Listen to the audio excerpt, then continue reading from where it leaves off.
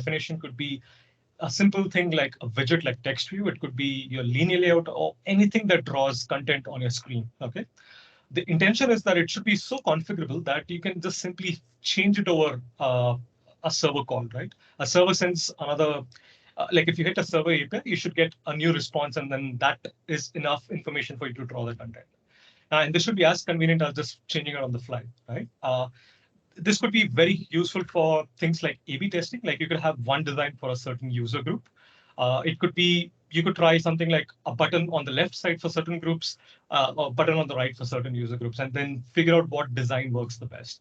So this way, you don't have to go through this obvious things of how do I do this feature, how do I do that. You can actually pick it with a concept called feature flags. Now these flags are nothing but, in a very layman term, it's a remote config, or it's a toggle, if enabled, will do a certain conditional flow for your UI. At the same time, we also want to kind of do it once and then reap the benefits over and over again. What I'm trying to say here is that when you build your UI components, it should be reusable in such a way that any core logic, such as a server or your front-end logic itself, can control it in whatever shape and size you want, right? Instead of building a simple screen, putting some text views here and there, and then not being able to reuse it. What I'm trying to say is build a design system in such a way that some of the components can be then controlled through a network layer. Okay. Now with that, let's take a look at what our goal is, right? UI should be a breeze to change. How many of you have actually written Android code where your manager comes and says to you, hey, this is great, we're going to launch it. 2 weeks later, he says, no, change this, right? This is the new layout we want. Or there's some kind of intervention which makes you change the UI a bit, or there's certain aspects of your UI that the user don't like, and you have to now reconfigure it. So it should be as easy and convenient to change this UI on the fly, right? At the same time, the code should be very dynamic. It should be as convenient as, oh, if I change this parameter, the outcome of it is represented by a state, or it should be represented in a certain way, okay? At the same time, it should be fun and easy and also fast to build these components. So the effort or the ROI, the return of investment, should be early on, right? You put in a lot of effort to build these components, and then the server can configure it in any shape and size. We will take a look at code examples to see how reliable this is based on those two frameworks we just spoke about, Epoxy and Compose. Okay. At the same time, this server-driven UI should be easy to learn, right? There will be obviously some engineers coming on board down the line, or maybe they're here right now, but they probably don't take part in this kind of a goal, right? It should be easy to adopt, meaning any new feature can be just built and launched quickly. The biggest catch is that we don't want you guys to go to say something like a Play Store to launch a new Play Store version of it, right? Now, you must be wondering, what's the problem? Why do we have like a concept called server-driven UI, right? Let's put it into concept, right? Let's say this is your client. The red box represents your Android application, and we have a service API, okay? It could be a simple backend where we get some data and then we dump it into the UI. At the same time, we may have other screens and so forth, right? We keep expanding this horizon. The outcome of this is that this is all great and simple. The management is simple right now. But as you add one more client, like for example, it could be cross-platform, or it could be something like you're working on an enterprise app, or you're working on more than one app. At Gojek, we have more than one apps. We have the consumer side, we have the driver, the merchant, and then there's so many smaller components, or sorry, the smaller apps that all need the same design language, or all need some sort of common elements of the design, right? Now, when this thing comes, we again have to correct these kind of notion, correct? And it gets even more complex, correct? There's a lot of criss and cross. Now, putting this diagram together sounds very, yeah, this is simple, we can manage it. But what happens is that once you start writing more and more UI, when the user base grows and so forth, you're going to come into a conclusion that, hey, maybe we should control some bits of my UI in a certain different way, right? Now, what are the downside of this? Well, it's a very heavy client-specific UI logic, right? Meaning every client needs to know what it needs to call and how to represent the data. So you must be writing a lot of the code over and over again. I'm not talking about the layout. I'm talking about how to connect a text view to its binding or to its content, right? Now, you must be drawing the same layout once. Now, imagine you have like a simple repo, in this case, a repository, in a very layman term, the GitHub repository. In this case, what's going to happen is you're going to have different modules, so you're going to have different projects. If you have a common design somewhere, it's easy to just replace some of the the specific use case with common elements, and then add your logic on top. Now, this is hard when this kind of a logic is there, where most of the drawing is done by the client, right?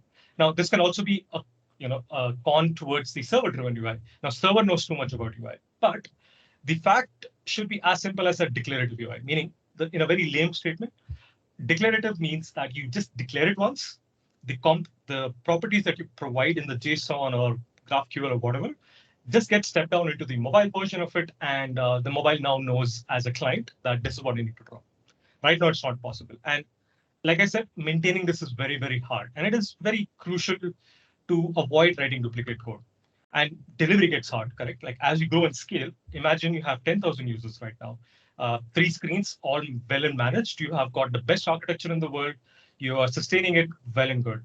But if I strictly speak from the UI perspective, what's going to happen is down the line, as the user base grows, you're going to get more requirements. And when the screens start growing or there is more complex nature of navigation and so forth, you would want some control that is written once, but then not to be touched again, right? Server can just give you a config. We'll take a look at all of those in this example, right? And it's also very, very idiomatically difficult to keep building that over and over again. A simple button, right? In one screen, it behaves like a blue color button, which on click does something. On the other screen, it is more like a smaller width. You click on it, some pop-up comes up, and so forth. By the way, any nodal window or anything that gets represented on the UI screen is a component in this slide, okay? Now, all of this will add to your timelines, correct? Like if I ask you, hey, can you build the same screen? Let's take a chat example and then replicate it for this scenario, but change the UI slightly. Just imagine, doing a copy paste and, changing some aspects of it and then managing it. Now, if I keep asking you to do this exercise and keep mutating it, you'll have, layout underscore V1, layout underscore V2, V3, and so forth. And imagine, you want to test your design. So it's a bit of a pain. Now, what would change if we do bring a logic into the UI, or rather, not the business logic, but then how to render the UI logic, correct? We would write the code in such a way that it represents, the whole dynamic nature of what a state is. A state in this case is very inclined towards MVI. If you guys know about an architecture called MVI, most of the components or most of these screens are behaviors of what a state is called for. So in a very simple example, right? Not a hello world example, but then a simple Android application where there's a backend or a server that you call. Server is giving you some data when you call for it, and you then represent it, right? That is called a state. So we should write a code in such a way that in the server-driven UI, where we can represent the state in a certain way. Okay, we'll take a look at how these things all boil down, right? Second, we also need to handle events when something changes in the state. It could be as simple as I click a button, some UI element should now show up. Let's say there are 4 elements on your screen. Let's take the simple page where you sign your autograph, where you accept and terms and conditions on an agreement of sorts. Let's say there is a checkbox. The checkbox is static. It comes in the default. When you click the checkbox, I want to do something like the button should only be visible then, or should be enabled then. So that state in the initial day or the initial moment is actually the checkbox is unchecked. The button is unclickable, or in this case, hidden. Now, when I click that checkbox, which is an event on the UI, that should trigger some state change. Okay, so all of this should be then handled pretty well. What I'm trying to say here is the idea is that UI is a function of state. Now, obviously, this concept is not something new. This was actually proprietarated by multiple companies, Airbnb, Spotify, and so forth. I've kind of stolen some ideas from there. What they say is that UI is a direct function of how to represent a state of a given screen, or a direct representation of what the content of a UI screen should look like based on some business logic. Okay? Now, if you realize, most of the server-driven logic is about computing data and then showing you a state. So that is what we are trying to do here. Okay, let's put it into perspective. Let's execute a simple task here, right? The execution should be as easy as simply just reading the code and understanding what it does. At the same time, it should be flexible for designers in your team to adopt it and then tell new components or write a different morphed version of it in a simple configurable way, right? At the same time, it should be easy to launch this application without ever opening Play Store. What I mean by that is you don't go to Play Console to launch version v.1. If something broke in your UI, or if there is a requirement for you to A/B test something, in this case, A/B is an A/B experimentation, you can actually easily configure it from backend. You just have to redeploy server, which is a lot lesser in terms of time factor, right? At the same time, we want to kind of bring a principle called try or do not repeat yourself. Do not write the same code over and over again. Over the period of time, have worked on a few hundred projects or hundreds of features over the period of time. One thing has stood out for me is that you keep repeating a lot of things, right? It could be a different company, it could be a different product, it could be a different project, even open source or something of your own. You keep doing the same things on the UI. So how do we reduce that repetition? What if we can build a simple component library that then spits out whatever the service is, okay? And the most important thing, it should be very easy to maintain, okay? Having put all that together, let's break it down. Now, since we're talking about state is obviously the entry point of the entire functionality, right? Uh, in this case, a server represents the state of some data that it wants to show on the screen of a mobile app, Android, iPhone, whatever it is, even web, desktop, whatever it is, correct? We then take it and kind of encapsulate it into a model or a view model in this case. Just one highlight, do not confuse it with the MVVM architecture. It's just a representation of that how the view should respond when this kind of a data comes. That is what the view model in this definition of the screen or this slide means. Okay, we want this to be captured, and then the engine or the rendering component, then or rather the rendering, the layer, then decipher what it needs to do with the state, and then draws the corresponding thing. With that, we then get a concept called components, text views, radio groups, view groups, and so forth. All of this then can be spit out based on some model. Okay. A simple example in this case would be this guy. Let's say I want to build a screen on the left. Now, what I've done here is I have a card view on the top. I put my name over there. I have some more cards, which is, hey, Adit, this is a support assistant, blah, blah, blah. On click of it, I want to do some action, so forth. But the UI representation of it needs to be captured by the server. Like I want to show this card here. If I want to change the position, server can simply put it in position 3 in a JSON array, correct? Very simple concept. Now, what I want to highlight here is that red box that I've drawn across the window of my activity is the rendering engine, or it is where the content is going to be drawn, correct? Even the toolbar in this case can be actually consumed as server-driven UI, okay? Now, checkboxes, radio groups, buttons, click me here, so forth, all these are components. But that area where I'm drawing this becomes the rendering engine, that is per screen, okay? And then breaking it down further, these becomes the components. Individual components, or you could be a cluster of multiple things together, okay? I hope you're with me. If you have any questions, please do put it at a later point. I'll try and answer most of your questions. So far, we have this kind of a UI equation, correct? I'm a guy of science, so I like writing equations. I have made the statement called as UI is equal to fun of state, right? Fun in this case is a Kotlin function, right? In other words, you can actually say that state is also a representation of data, right? And data can be represented as JSON, GraphQL, even other mechanisms, right? XML and so forth. There are a lot of services out there on the backend that can actually spit out different kinds of data. So in this example, I'll just stick with JSON for a simplicity purpose. Most of us work with JSON. In this case, state is equal to JSON. What actually it is that JSON is coming from a server, obviously, right? It's a backend. So if you look at the funny equation now, UI is equal to fun of state. I can actually write it as it's a function of backend now. So this concept that UI can be represented as a function based on some meta that a server gives. In this case, the meta is just data.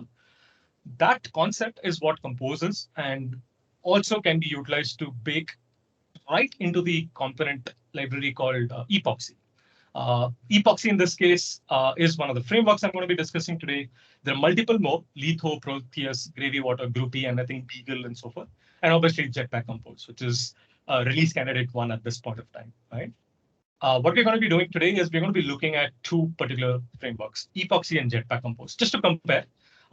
Also, heads up at this point that this code is just a representation of what the concept is. It may not be production worthy, but just to get the idea out there that this is what we need to do to get this sort of a network layer, then there is the rendering engine, and then the components. Okay, let's jump into Epoxy first.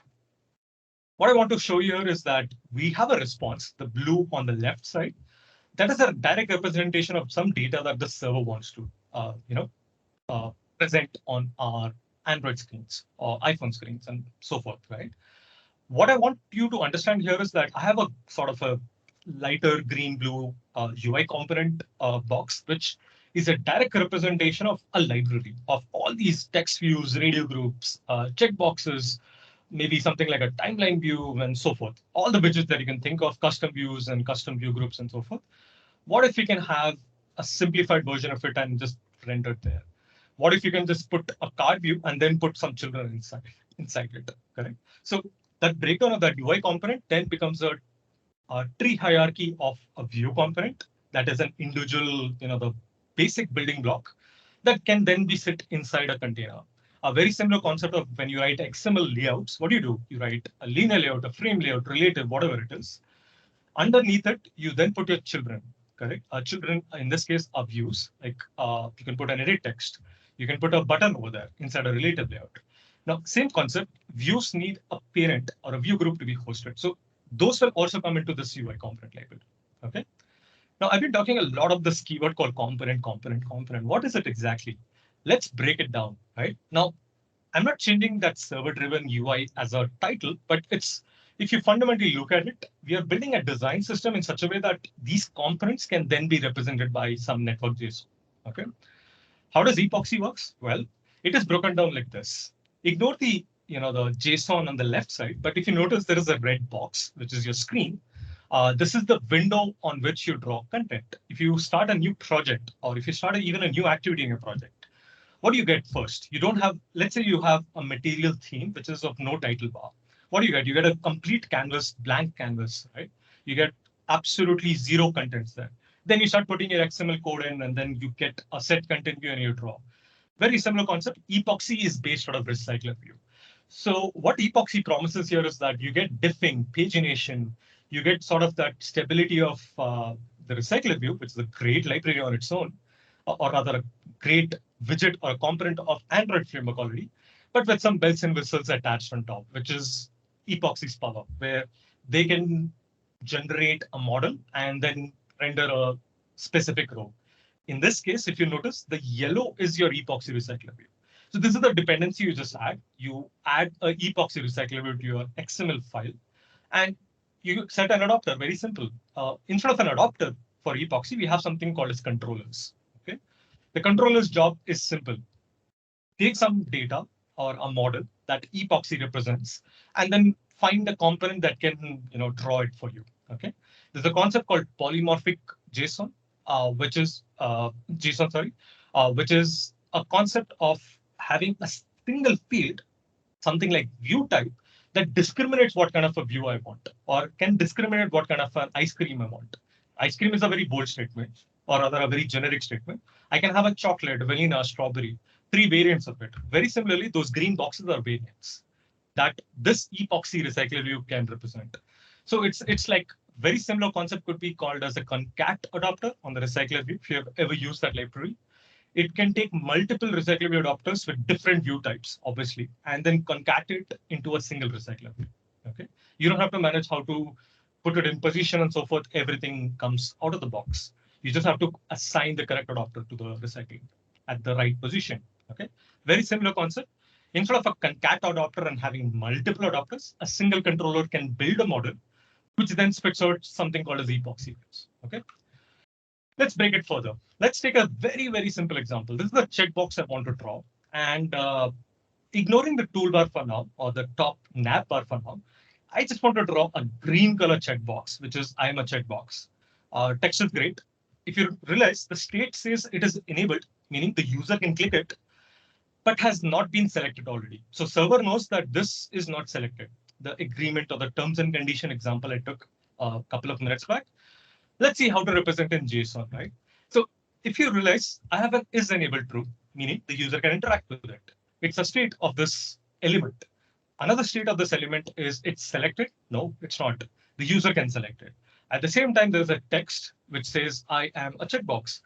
Now, the last line here is the view type, which is a discriminator.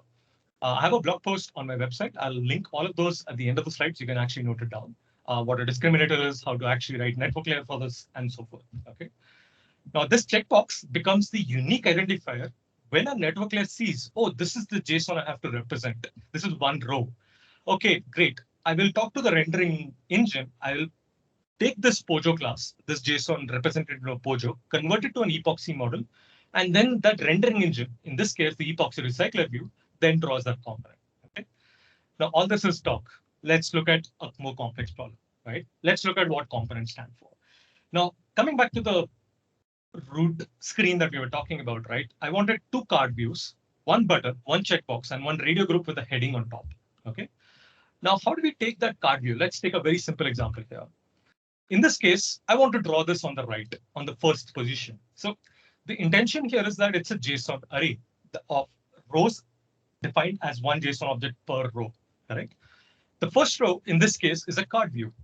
Okay, how am I representing this? I'm saying it's a view type of something called as a view group. Linear layout, frame layout, relative, constraint layout, card view, all of these are view groups, correct? You can then host other children inside it. So for that reason, I have a very unique JSON contract. If you realize I don't have a contract now of JSON which says I am enabled, is selected, and so forth. The concept of this network layer or this data representation is that it is not directly saying that this is a checkbox. It is actually saying I'm a typed card, and that's why I have children, and that's why the contract is like that. Okay. Now let's break it down further. The first thing we're doing here is we are saying it's a view group. It's one of the server components that maybe the Android library knows how to draw. In this case, I'm going to say this row is represented by a card view. You don't need to represent it as a card. You can also put it in a linear layout. Again, the implementation detail is very much up to you. Okay, I'm saying this is a card view, and then I'm saying inside it, I have something called as children. Now, first thing I ever do in the children is I expand a JSON array, correct? Again, do realize this is not a production-worthy code. It is something that I'm playing around with as a concept, right? Now I'm putting a JSON array as a children property, and I'm saying the first element of this JSON array is a view type called circular image. Now leave your imagination how to draw this. When this circular image comes, Epoxy recycler view says, oh, I have a component to draw at this position. It'll actually go figure out if there is someone who can take this model. And if there is someone who's connected via the controller, it will draw this component. In this case, that gray box that you can see. Similarly, I have another view group inside, which is of linear type. If you realize why am I doing linear group here is because I need a vertical list of two text views together. If I put it next to each other, then because it's a card view, right? The concept is, even though it is very Android specific, but the concept remains the same. You're trying to break down the UI in such a way that it is represented in data, right? So a data in this case would be a linear layout, which can host two text views. Whether it's vertical, whether it is positioned in a certain way, I've omitted that data for brevity, but you can actually put something called as orientation is equal to vertical. A simple enum or a field class that the epoxy view can then handle if this data is shown as vertical, right? Just for brevity, I have removed that particular code, but I hope that message is conveyed. So far, what we have done is we have put three components together inside a card view. These are all children of a card view, right? What I've done here is I have a circular image. I've given it an image URL. If you notice, the keyword view type remains constant, correct? Throughout the example. But then the contract of that JSON object changes. In the first case, it's an image URL. In the second case, it's children again. Then inside it, there is text and so forth, right? Now, let's take another example. Let's start making more of that screen. Very similar concept. We have another card view, right? Now, one piece of advice here is that Epoxy has a rule, a very simple rule. Every view component or every row or any small children should have some kind of an ID so that it can do the diff for you. It can do the pagination, and it can also, when you scroll, it can retain the state of that view. Okay. Now, why am I adding that ID? It could be any, a unique ID that a backend can generate, or a server in this case can generate. Okay. What I'm doing here is I'm putting a child again because it's a card type. It's a type view group and it's a type card. Okay. And obviously card can host multiple children. What I'm doing here is I'm hosting an icon first, and it has a very unique contract. It has a meta. It has a color and a number called icon. Sorry if that the text reads as string. It's actually just an integer number. Icon 11. Now 11 in my library or my design system can read the chat icon or that two bubbles together, right? Chat messaging bubbles together. At the same time, there is also a text view. Now the text is however I want to format it. Now it's also auto wrapping. So this, for obvious reasons, I've omitted this code from this particular piece of JSON object, but you can add as many properties as you want. Okay. Now what we're doing here is that we have taken this a simple card, and then we have drawn that gray box. Inside it, we have two children, an icon and a text next to it on the right side. Why is it coming on the right of it? Well, because that's how the rendering logic would be, the rendering engine. We will go into that in more detail as we progress further. Okay. Now, we've spoken about components, but we have not spoken about what rendering, the rendering logic is, correct? Like how does it render? So we have a state, which is then connected to an epoxy model. So obviously, any JSON can be represented as Pojo, right? Or Poco if you're Kotlin geeks, right? At the same time, you connect it to an epoxy model. The epoxy model then talks to its recycler view and says, hey, in your controller, do you have something called as checkbox? You have something called as card view. Can I represent it? That controller, in turn, then talks to the recycler view and draws that row for you. A very similar concept of view holders. We are drifting away a lot from the Android components, but there is just another layer on top, which is epoxy. Okay. By the way, Airbnb, this is an Airbnb library, right? Airbnb actually used this in production since quite a lot of time, right? They have a lot of the screens built in such a way. Now, you must be wondering, how do we maintain this concept called unidirectional flow? And why should we even care about a term called as unidirectional?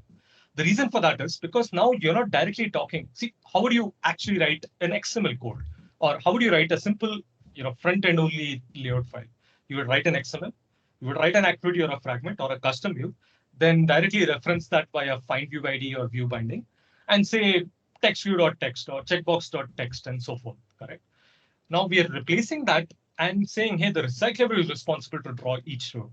So in that case, if you have an input or an event triggered by doing something on the view, you can't directly ask the epoxy to redraw. You actually have to mutate your state.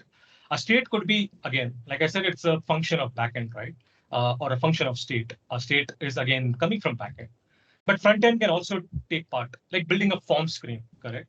And edit text. You put some data, and then you want to click a submit button.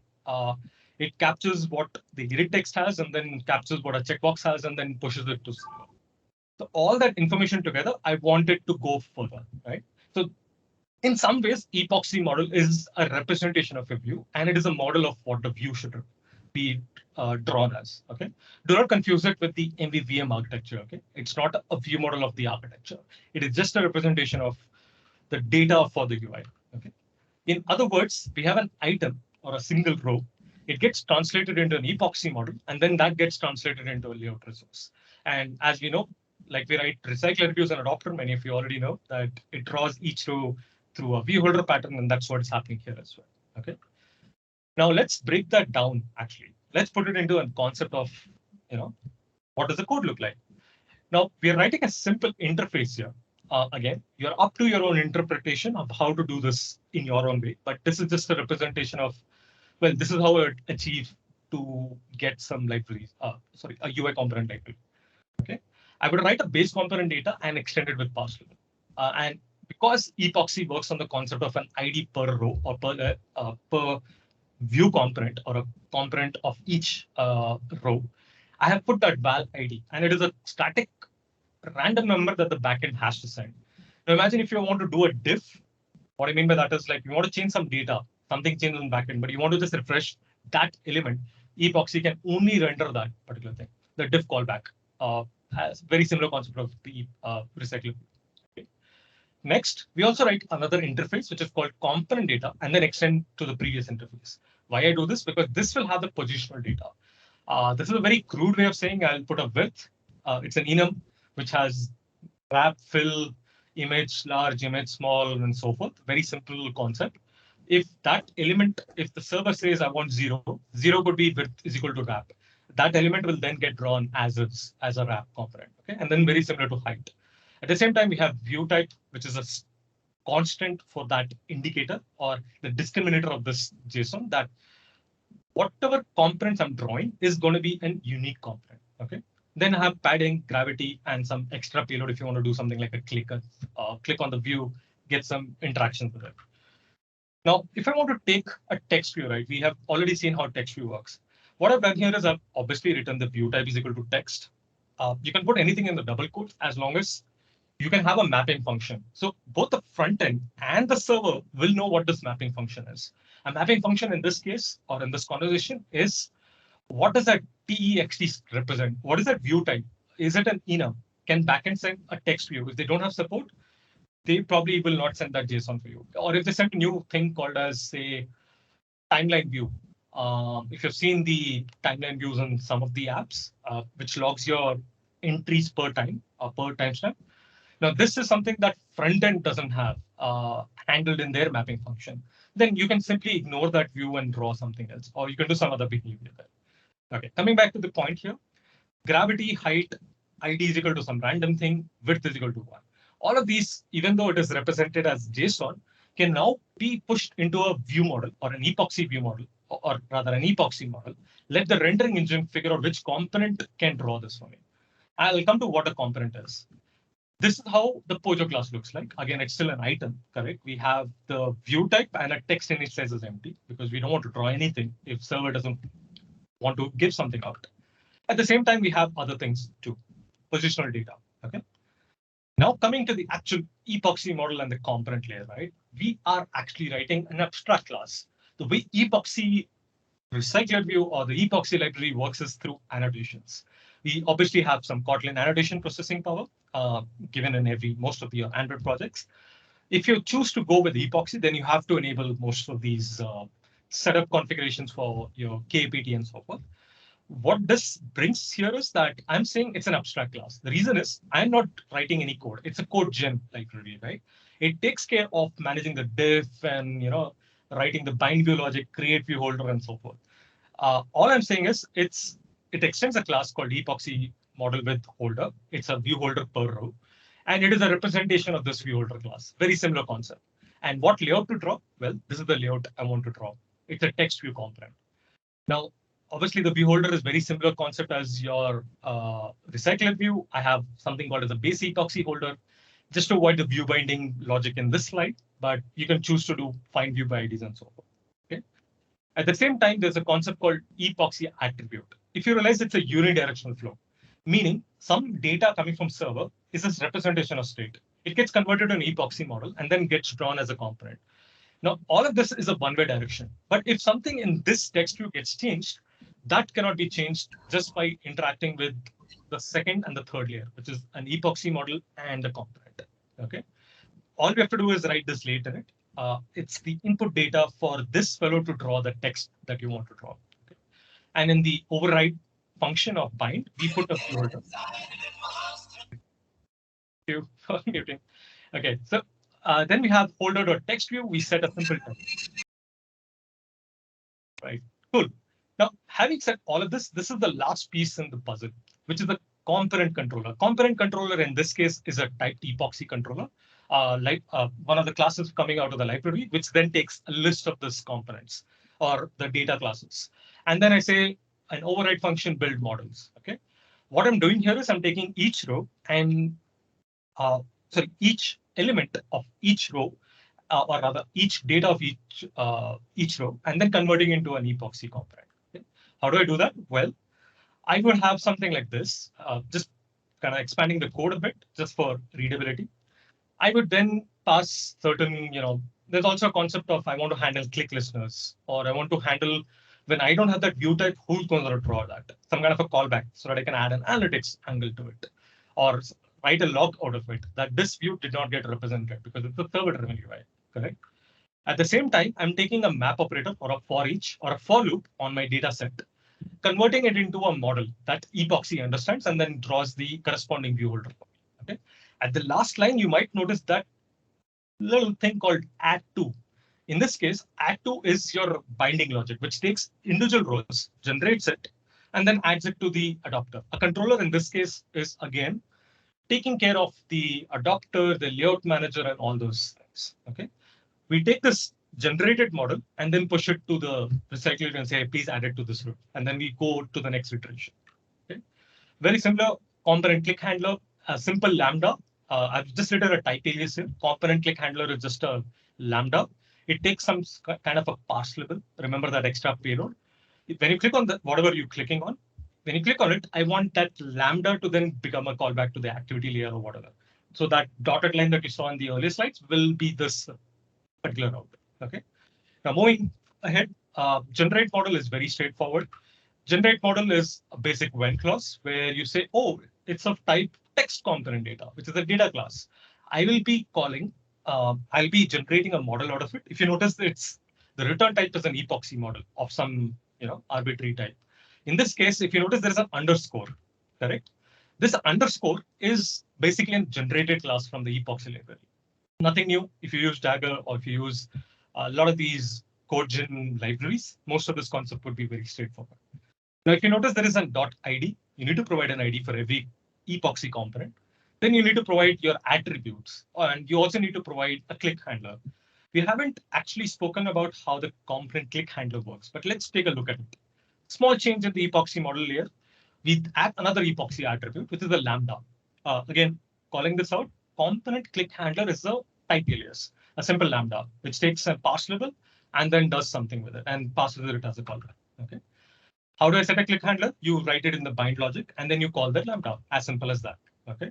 If there is no click in this, do not take that epoxy attribute. Okay. Moving ahead, because I'm a guy who hates fragments, just a statement out there, I write a lot of custom views. I've actually encapsulated even the epoxy library into its own custom view so that I can control it and reuse it in certain ways and not repeat myself. I write it once that I want to set a controller, I want to do this, do that, and I'm already having the complexity of it. Okay? Component click handler, then all these controllers, component click handlers, layout managers, the view binding of this component, all of this is initialized like this. The binding.erb is nothing but your epoxy recycler view. You declare it once, and then you put it, you give it a layout manager and you give it a controller. That's it. The controller is where all the components come together. Okay? Something like this. And the controller can be given new data. That this is what my data is. If you give the same data with same IDs with certain different, attributes different, it will do the diff for you. You don't have to write any diff callbacks yourself. Okay? Now, quickly iterating on the network side. The network layer is very simple. I've just kept it very bare minimum right now. I am pretty sure most of us use JSON library by Google. And you can also bring this concept into Moshi and so forth. In the JSON library, there is something called as the runtime adapter factory, which says at runtime, there is a dynamic component, the view type, right? If you notice this code that I've highlighted here, the view type should be a representation of a data class called component data. If you remember, I had declared it as an interface, correct? And then I start registering subtypes. And I can keep adding more and more as the library grows or my design system grows. Right now, I've just shown a very simple example of text view. You can put it in checkbox, cards, radio groups, and so forth. Okay. And then I put it into the JSON builder and then create it. I also put a sealed kind of a sealed class representation. If there is some kind of a sealed class or an enum class for width, height, gravity, let JSON also pass that from an integer to whatever the data class wants. Okay.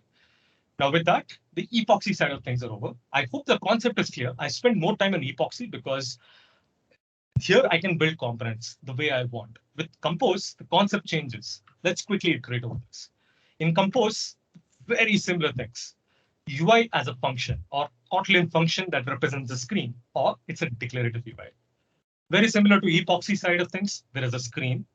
There could be a recycler view, or it could be, sorry, I did not find something that I could draw for the Compose, but the yellow region could be the rendering part or the window in which you draw. So ignore that text called recycler view there.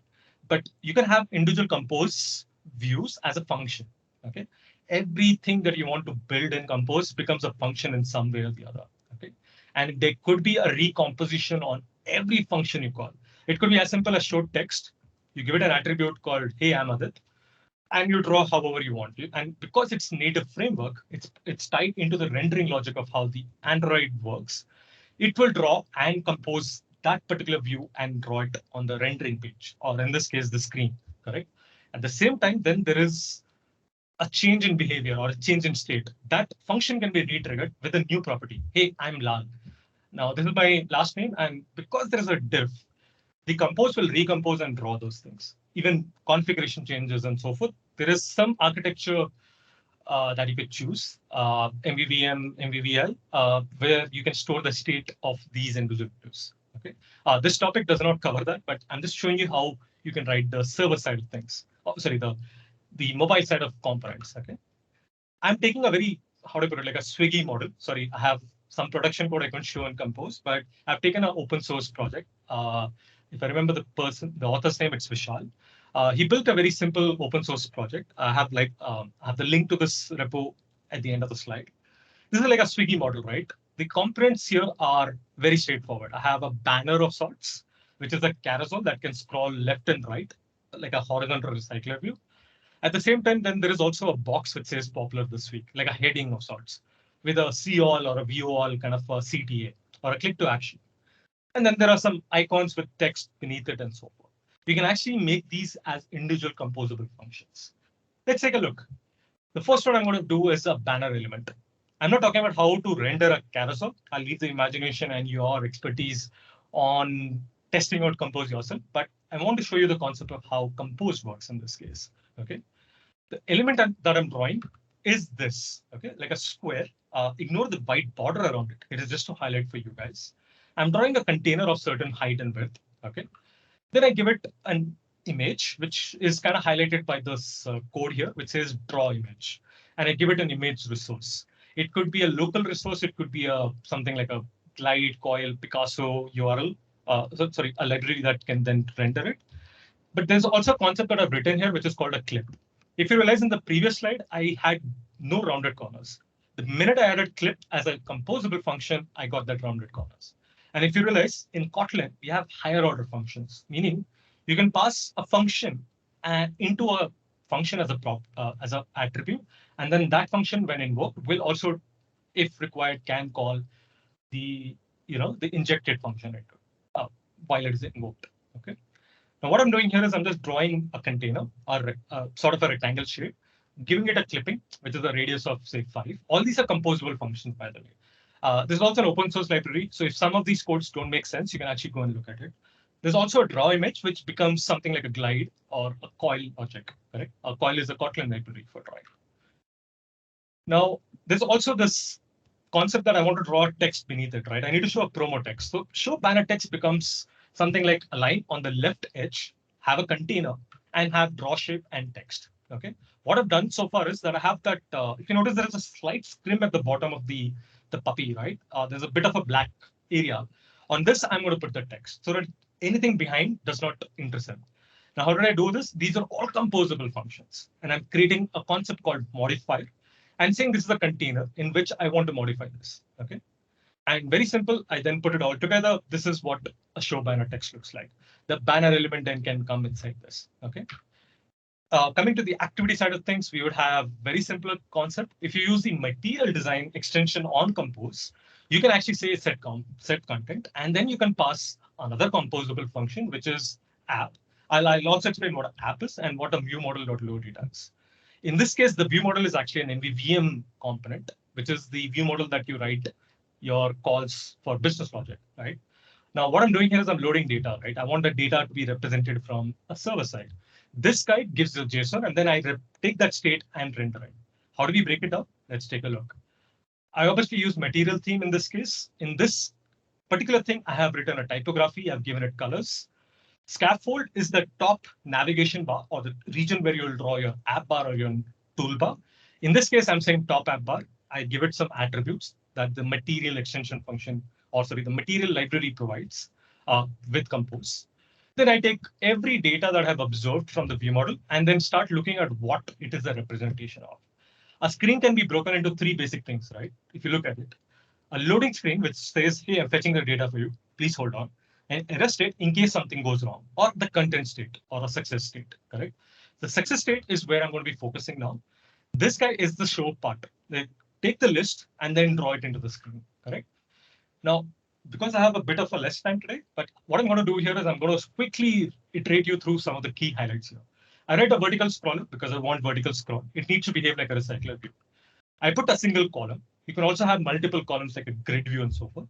And I say, please take individual element in that data set that I just got, which is a list of things, list of elements. If it is a horizontal scroll, then do something like this.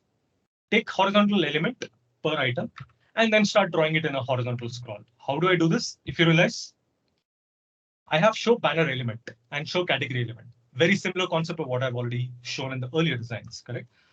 At the same time, there's also show vertical elements, correct? Now, why am I doing this separately? Horizontal is a different direction. I want to write some custom logic to say snap when the element scrolls and so forth, or vertical elements needs a certain scroll over bounds. So all these, if you segregate, it's better for you in the long run.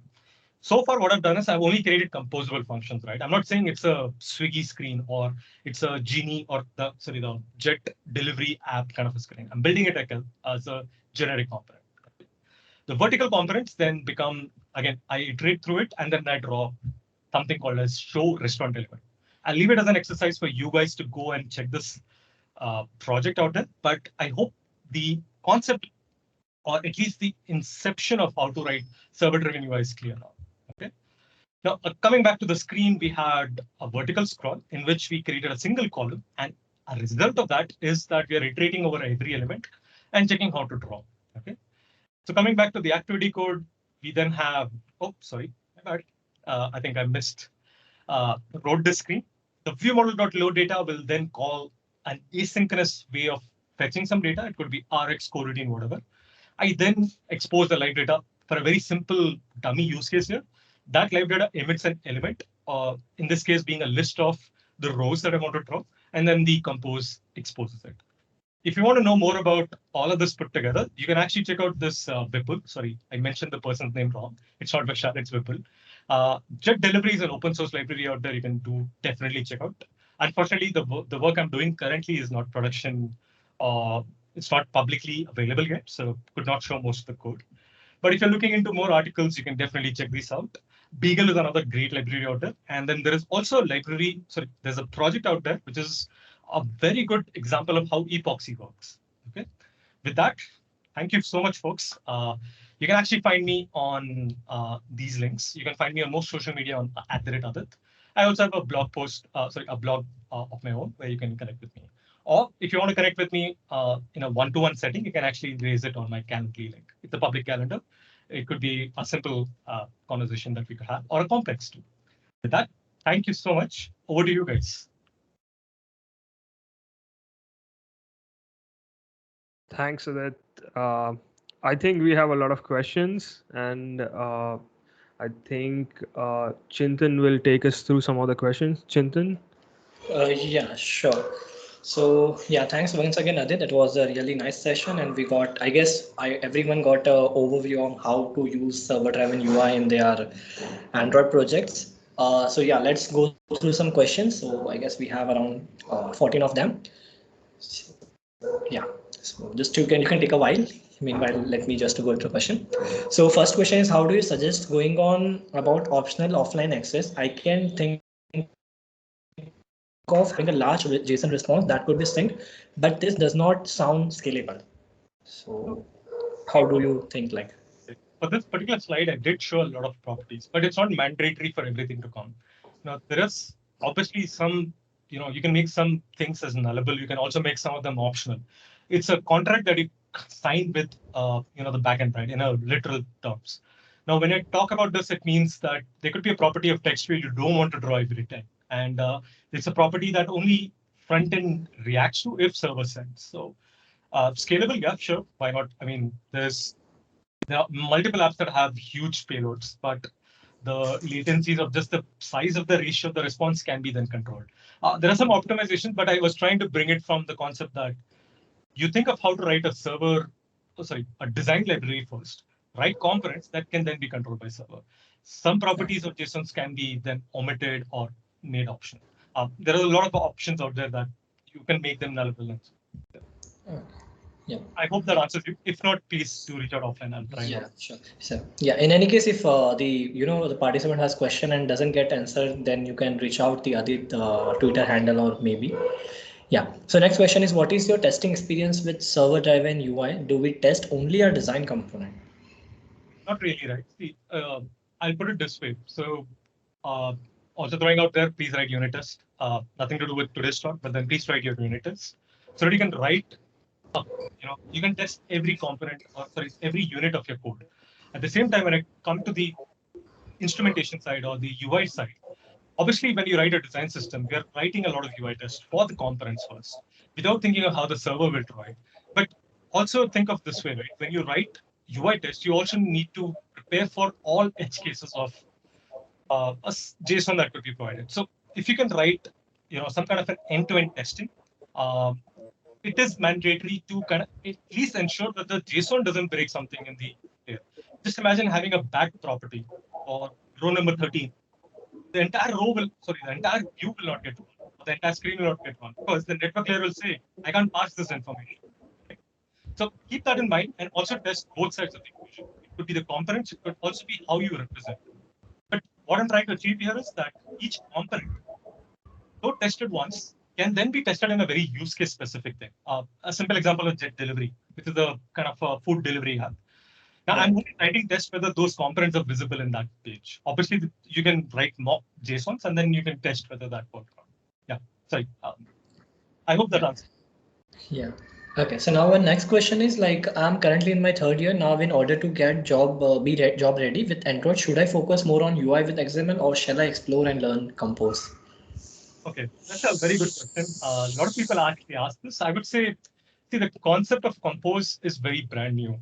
And the way I put it for a person who's still in his college and has not had experience playing with, say, not even large scale application, but just writing production code, right? We still use XML code at Gojek. I am very, very honest here, right? We still haven't tested out Compose. We're still playing with Flutter, Compose, and stuff like that. Even though we are a company worth a few $1 billion and we have like enough developers out there that can play around with these libraries or frameworks, we still choose to keep XML code because that is stable and it is working, correct? The concept of XML or the concept of writing in Java or Kotlin, right, remains the same. But the way Compose works is change the paradigm. It's shifting your mind to a different thing. Now, if something goes wrong there, you can reach out to the community, but there's also very limited resources out there right now. Compose, though, has loads of people, like great developers out there who are writing blog videos and so forth. The underlying concept or the application layer is where Compose works. What I'm trying to say is look at even the framework level. Like, what does a text view do? If you don't know how text view.set text works, then what's the point of writing a composable function that just draws that? Tomorrow something breaks, how do you handle it? So I would say first focus on XML. At the same time, start looking at what the bridge is for the companies. Yeah. I agree. I agree. Yeah. So now next question is how component to component communication will happen if any action desires in UI server pattern? Okay. That's also a good question. So if you got a question right, you have one row that needs to interact with something that's happening beneath it or adjacent to it, right? Or in the same screen. If it is the same screen, then it's a representation of state. I will actually go and manipulate the state. If you remember the dotted line slide where a view is talking to its state and sorry, to the actual state, which is what server is giving you, it says, hey, this is what has changed, correct? You can actually send some callback, maintain it somewhere. Again, this is it's very close to how an architecture of a code is written. Where do you manage the state? Is it a single state of truth, or is it split across multiple layers of your, the rendering logic? If it is a first where you have a single state of truth, meaning an activity or a fragment is hosting the list of data, and then you manipulate it. So you can also keep it in controller and so forth. But a view should not know anything about the other guy. Very similar concept to what a fragment can't talk to another fragment directly. It goes through its parent or some kind of an interface. So very similar concept. Yeah. Yeah. So next question is why should I try Jetpack Compose, that is declarative UI, over XML imperative UI in Android? Okay. I guess that's a kind of last question you answered. Yeah. In case if this question is not answered, I'll try to reach out to you on that. Yeah, sure. Okay, so next we'll go to next question. So how many design variation we can have in server driven UI? As many as you want. You can write text component 1, 2, 3 version, whatever, right? See, the idea remains the same. The state It is just properties of data, right? You represent that property in certain way. How you represent, how you render is another variant. You can actually have multiple. If you're a Loki fan like me, multiverse, you can have multiple of those. Yeah, please, sorry, go ahead. Yeah, so I am also a Loki fan. So yeah. So next question: how do we update UI state with server? Do we do it on submit of a button? If button, then how do we collect all data and map it on request of specific action? Okay, so if it is a button click, like let's say there is some kind of a form screen, right? Of a simple example, edit text, some capture some data, pass it back. What I would do is have some kind of form validator or some kind of a hash map where it is stored somewhere. Again, it's a state, right? Coming back to the architecture problem, right? How do you retain the state? Is it on configuration change? Who's retaining it? You can keep it in view model, in this case, an MVPM architecture, or you can keep it as a state that can be then set as an intent all the way till in the MVI layer to the activity layer, right? Now, when I say this, it means that you're going to be saying, hey, I've inputted something in this edit text. You can actually put a debounce operator on some kind of an an RX way or a forwarding way, captures the data and then stores it as a state of that field. Then when the button click occurs, all you're doing is talking to a single layer called view model. That guy then represents, oh, okay, this I have form data for me. I have edit text, I have text views, I have checkboxes enabled or selected, and then button click could be a deep link that you call. Yeah, yeah. So I guess we have few more questions left, but I guess we are running out of time and we have second session to start. So folks, what we'll do is we'll take on this question on our Twitter handle and we'll reply to you back. So Adit will answer it and we'll post it there. So we'll do that way. So yeah, Adit, thanks once again for joining and let's move to our next session. Right. Over to you, John. Thank you. Hi, folks. I'm going to just share my screen now. So just the usual check. You can see my screen okay? Yep, it's visible. Perfect. So hi, folks. My name is John O'Reilly. I'm a software engineer living here in Galway in Ireland on the western edge of Europe, working for a company called Neat, a Norwegian company. So thanks for having me on today. The plan today is we're going to talk about the combination of Kotlin Multiplatform, GraphQL, and declarative UI. So pretty wide scope of I guess capabilities here. But I want to show how what I feel is sort of very compelling combination they are together. And we're going to give some couple of slides at the start just to give some overview. I know some folks may or may not know about different one or more of these technologies, but at least we'll sort of level set a little bit at the start, and hopefully as we go through the code, some of the code snippets we pull in, I'll add some commentary, and which will hopefully illustrate certain aspects. And hopefully from this, even if we don't go in depth in certain these topics, hopefully from these you'll have got a flavor of what they do and what the capability they provide. And of course, there's obviously there'll be some time hopefully at the end for some questions if people want to sort of have deeper questions about any of these. So first of all, Kotlin Multiplatform. Again, I'm not too sure how much folks have come across this. I guess a few things to point out at a high level is that this is really about, when we talk about multi-platform compared to when we talk about multi-platform versus sort of cross-platform approaches, we're talking typically about sort of, in a cross-platform environment, we're going to talk about, I'm sorry, sorry, there's a kid crying next door. Sorry, I need to close, I might close the window in a second. Sorry about that. With cross-platform, we're talking about sort of the common UI. We'll write once, run many times. With multi-platform, we're talking about sort of sharing non-UI code, and this sort of lends itself to sort of incremental adoption and this optionality. We can pull it in for a little as much as we want. And this is sort of a quote from Kevin Galligan. I want to just sort of highlight this because if you are into Kotlin multi-platform or you're getting into it, Kevin and TouchLab are sort of pioneers in this space, and I definitely recommend following them. And he's sort of, this quote from him is sort of captures this very nicely: this optionality, this focus on non-UI logic availability, and so forth, and the fact that it's Kotlin based, of course. So one other thing to point out here, if you have been following it, you may have heard about Kotlin Multiplatform, KMP, and then more recently KMM, Kotlin Multiplatform Mobile. So just to clarify, KMM is really just a rebranding to some extent. It's still based on the same core capabilities that Kotlin Multiplatform supports, but it's really focused in on this sort of core use case of iOS and Android apps and sharing code between those. So along with, I guess, updated sort of guidance that comes to this website, there's also a very nice Android Studio plugin where you can create a new project. You can create a new iOS and Android project from the start.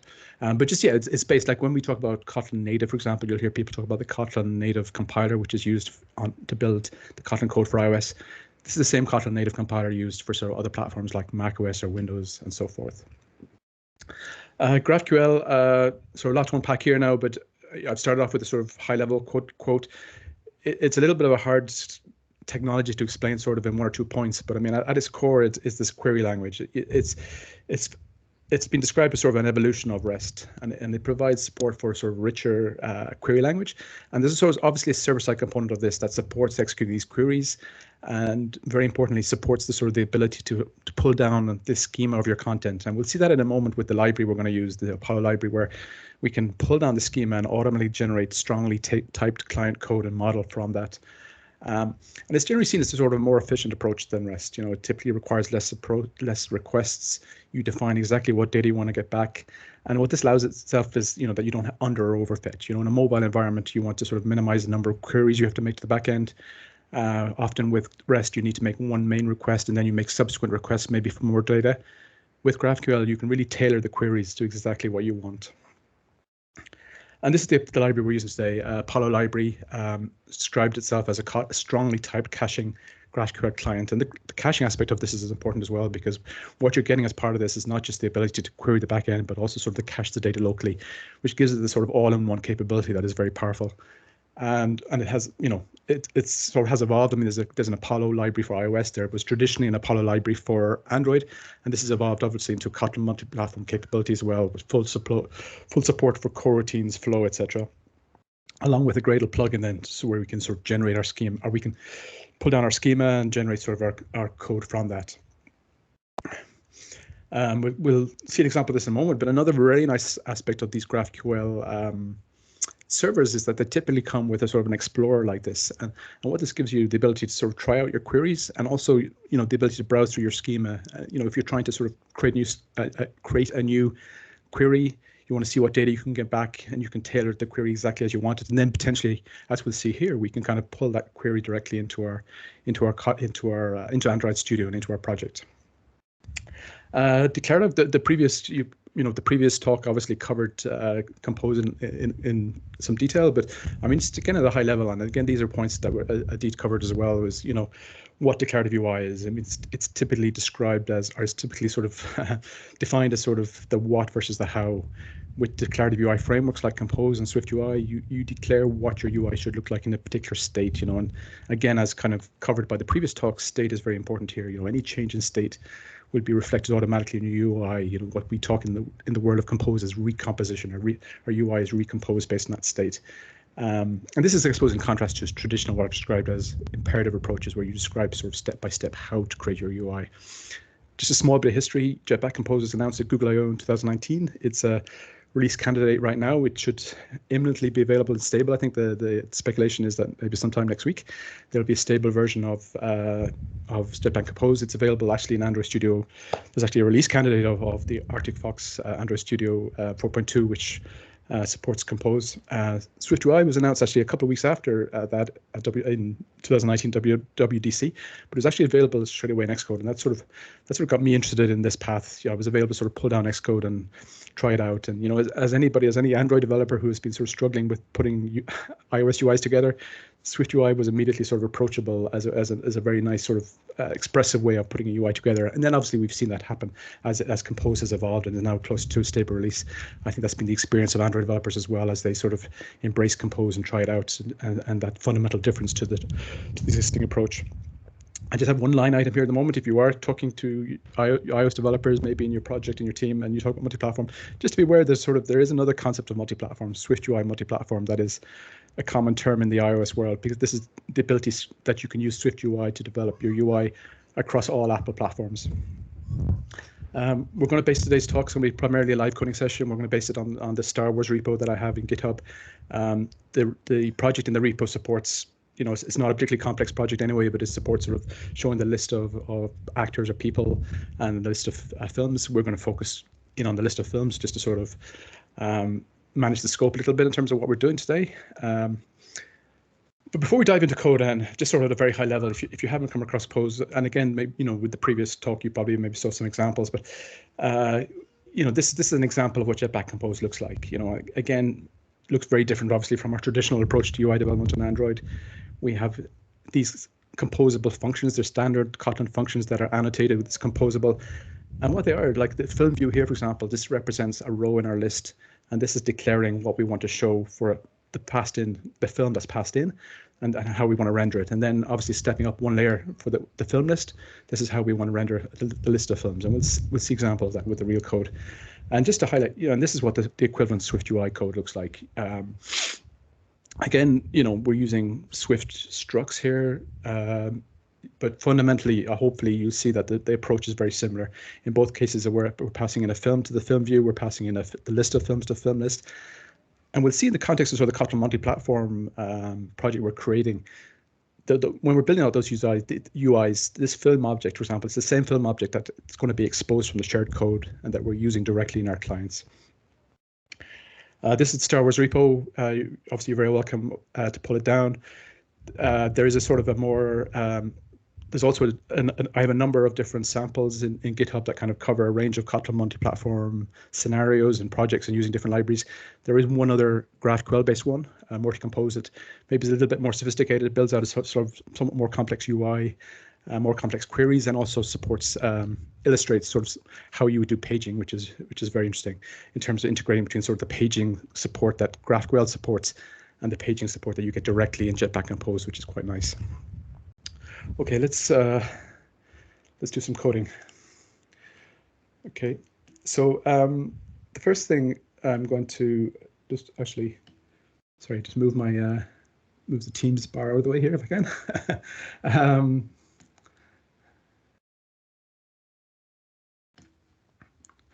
What I want to illustrate, first of all, sorry, before we dive into code, I just want to first of all illustrate how, when we talk about a Kotlin multi-platform project and people wonder, like, how do you start in creating a Kotlin multi-platform project? First of all, just to mention, you know, there's a couple of different options you have. I mentioned this KMM app plugin that exists in Android Studio, and you have an option now to create a KMM application.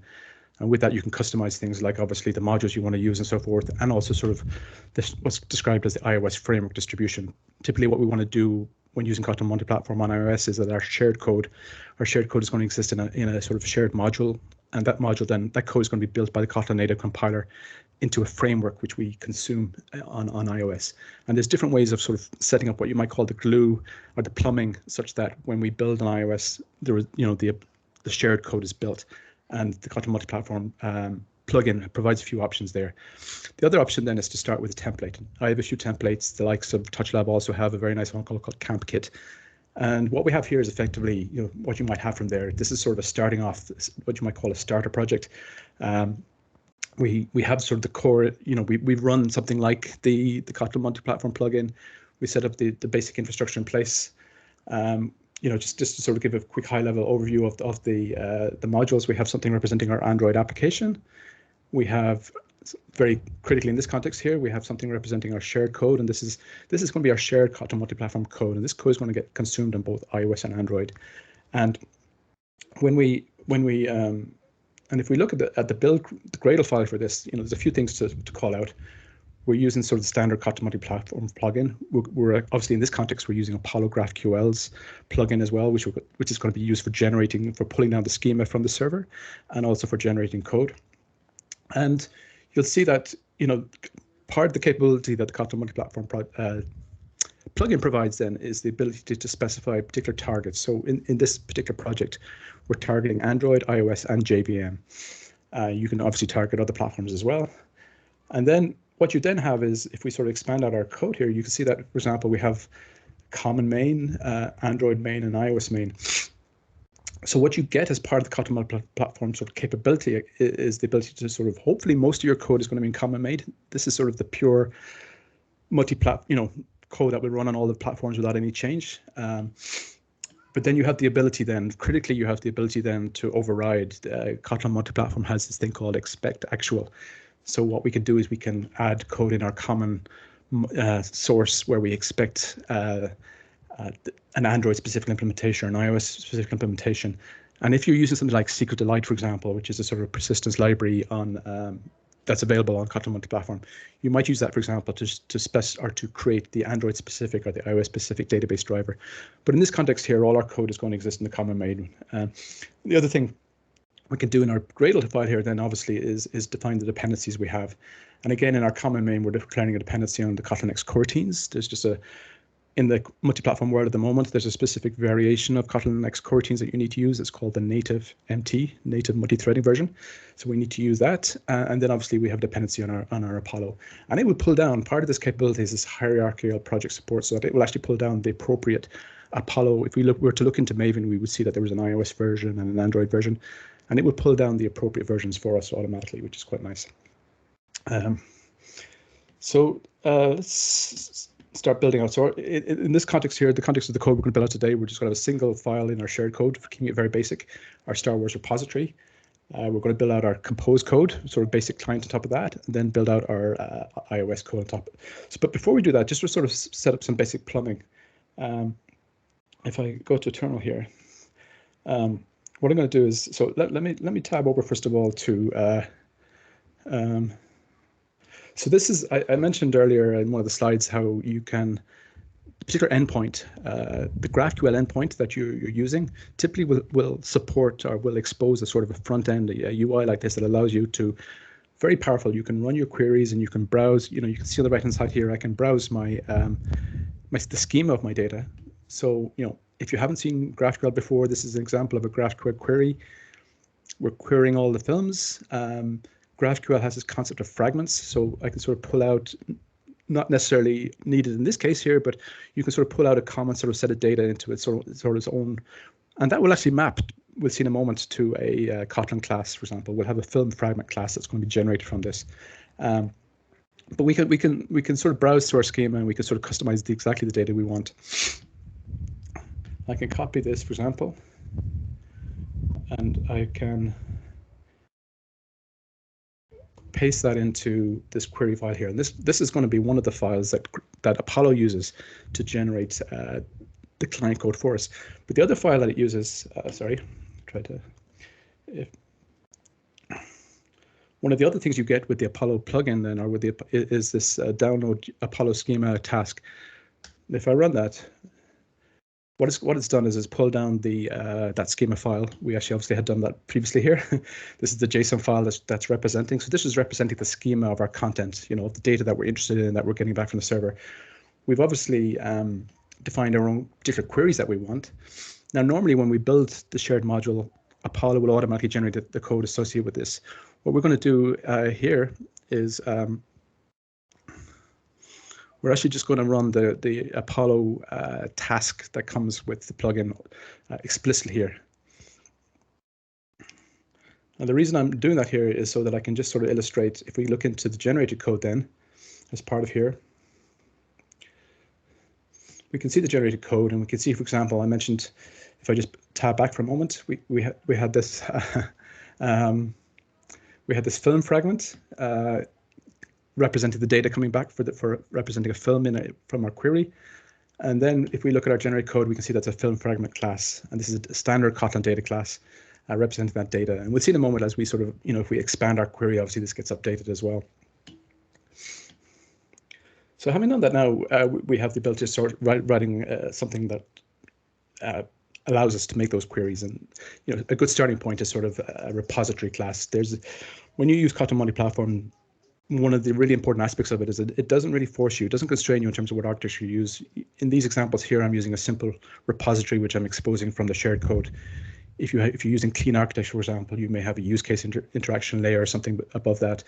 You may break out your code obviously into as many, structured as in whatever way you want, but you have the full flexibility to use whatever approach that makes sense for you. Now, to avoid watching me mistype a lot of code, I'm going to use live templates, Android Studio live templates, to pull in pieces of code, and I'll explain obviously as I'm doing this, what they do, and they'll also provide an opportunity at different points to sort of provide some additional commentary on what's going on. So I'm going to start with a sort of just a data model, very basic. I'm going to define my own data class film. And I'm going to add an extension method to the film fragment, and that's the film fragment class that was generated by Apollo. Depending on your situation, that may or may not be something you want or need to do. I mean, it's typically advisable, and it's typically good practice to sort of, as you go between the layers, to sort of map your data model over, but not absolutely necessary. But we're going to do it in this case here. Now we add a repository class, and actually I'm going to ask, just excuse me for a moment. I'm going to close the window. Sorry about this.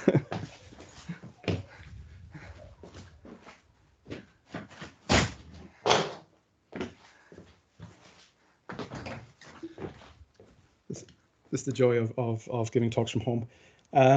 Okay, and then we are going to pull in something representing creating the Apollo client. The Apollo client is obviously a class that's provided by the Apollo library, and it's going to be our sort of our what we're going to use to make remote API requests to the server with.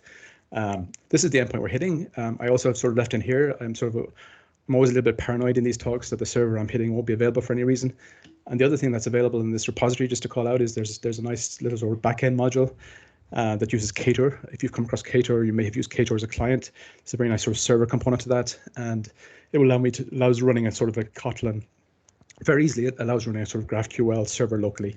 So if for whatever reason the server wasn't available, we can run and you can try this out. Obviously, if you pull down the code, we can run the GraphQL server locally, and we can hit it using this endpoint here. And for now, looks like we're in luck, and our endpoint is available to us. We're going to add a simple method to retrieve the list of films. Again, we're using Apollo client, the object that we created here. We're passing this get all films query, and this is a class that was automatically generated from if we go back to our query here, that was automatically generated from this query. And you can see the sort of the structure of the data, all films, and the film fragment. And then that maps then to obviously how we navigate the response then. We're sort of getting back to the response. We're navigating to all films, and we're just doing a simple map here. The details of this, specific details aren't too important, and then we're just mapping from the film fragment that we get back to our own data model using the sort of the extension method that we added up here. And while we're here, I'm just going to add in something that we're going to call from our iOS code. Now, this is a bit sort of pretty big topic in its own right, but just to mention a couple of things here, we're taking the approach, sort of, I guess, what you would describe as sort of the basic approach here, where from our iOS code, from our Swift code, we're just going to pass in a Lambda or closure, and we're going to launch, because suspend functions aren't obviously natively supported on iOS. So what we would do in some cases, at least, as in this example here, we would have a scope that we're using to sort of to make these queries on. We launch the scope, we call our existing suspend function, and then the response from that then is passed back through the closure that's supported. With Kotlin 1.4, the capability was added to call suspend functions directly from Swift or Objective-C. It comes with some sort of caveats in terms of the scope it uses and sort of cancellation. So, but it's another approach that you can use as well. There's also some very nice work being done in the community in terms of building out libraries that support more easily mapping between suspend functions and flow in the Kotlin Multiplatform shared code and our iOS clients as well. Okay, so having done this now, we have, in the context of this particular example, we have this is all our shared code, and what we will be able to get from this then obviously is that when this is built for Android, it's just built as a standard jar file, as if you would building a standard Android library module, and we'll consume that on Android. On iOS, it will get built, as we'll see in a moment, as a framework, and that will be available. This repository and the data model and the methods within that will be available to us on iOS. Okay, so let's move over to Compose. Sorry. So we have a blank canvas here. This is going to be the sum total of our code is going to exist in this class here. Obviously, in your own particular applications, you would structure things out maybe a little bit differently. But just to ease of illustration, I'm just going to add all my Jetpack Compose code in here. And again, I'm going to use sort of live templates to sort of pull that in. So let's start at the bottom of our server. You can think of, when we're talking about Compose and, I guess UI in general, we just typically often have a hierarchy of sort of components. And this is sort of the lowest level. We saw this example, perhaps, you may have seen in the slide earlier, but this is representing a row in our list of films. And a few things to call out here. Again, a standard Kotlin function, we annotate it with composable. we're passing in a film, and you know, what you ideally want to do, and we'll see this, you know, hopefully see examples of this here, is that you want these composables to be as stateless as possible, to be as free as side effects. The compose runtime can call these functions at any point. We have no control over that. It can recompose based on its own particular algorithm. It may be called in different orders. So what you strive for is sort of as much statelessness and to make things as free of side effects as possible, as I mentioned. So let's work our way up the hierarchy. And this is representing our list. So this is probably a good point to sort of, again, if folks are familiar, if you're Android developers and you're used to using recycler views and view holders and adapters and so forth, this is how we represent a list now in Compose. You know, I think hopefully you'll see how much more expressive it is. You know, and obviously we don't have external layout files, as you probably saw from the, you know, as was mentioned in the previous talk. Everything we need is in front of us here. We have access to material theming, and we'll talk about that in a moment a little bit. And that was mentioned in the previous slide as well, our previous talk as well.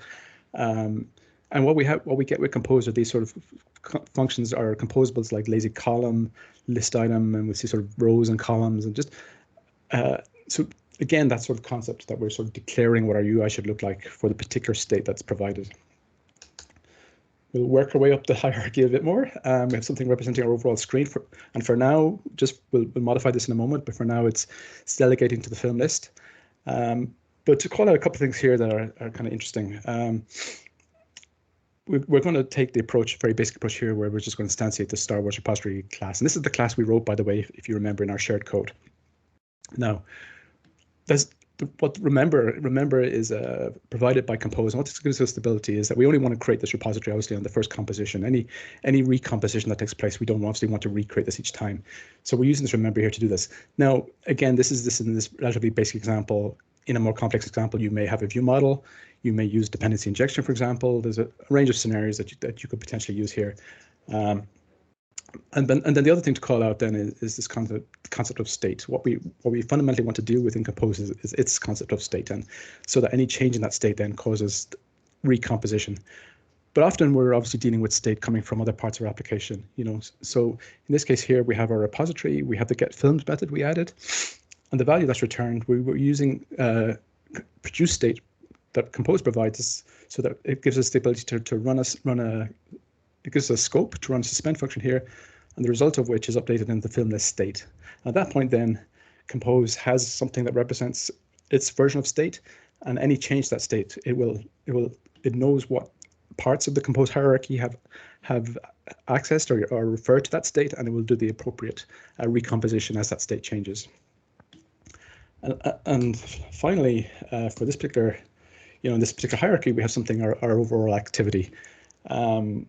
Nothing very dramatic here. Standard Android activity, we're not using an external layout file as mentioned. We're using Compose's extension function called setContent. When you create a new Compose application, for example, you get a sort of a wraparound. You get your own sort of wraparound material theming, which is a very powerful capability. We'll see, for example, if we look at here, we have the ability to define our own colors, shapes, themes, topography. And if we scroll down here a moment, you can see that we were using particular topography. Header 6, subtitle 1. We can use sort of standard material theming options there, or we can override that for our own application. We can, you'll see a lot of discussions these days about sort of how much easier it is these days to sort of write your own design system around that. So, which is pretty powerful. Okay, so let's try and run that.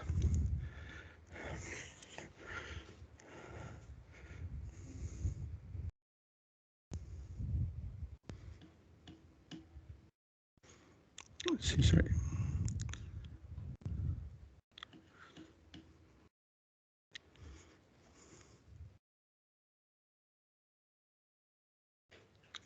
Okay, it would, sorry.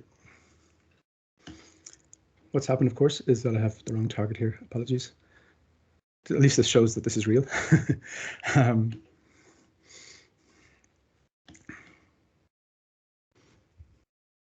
there we go. And we're running obviously on the emulator here. And this shows our very basic UI that we have, So as basic as it is, what it hopefully illustrates, and we'll expand on this in a little bit in a moment, but it illustrates sort of the key moving parts we have here in a Kotlin Multiplatform project using Jetpack Compose and using GraphQL. We have shared code that does the queries for this data. We're exposing a repository from our shared code that we're accessing in our Compose, and we're rendering our UI here, obviously, then in Android using Compose. So let's make a couple of changes at least, just to make it a little bit look a little bit better. Adit mentioned, I think, the scaffold. So scaffold is another sort of composable that Compose provides that gives you this kind of, I guess, concept of representing a screen as a whole. We're going to use a top app bar. The example in the repository in GitHub, for example, also has a bottom navigation as well for navigating between the list of films and the list of characters. In our case here, we have a top bar and we've just added the title here.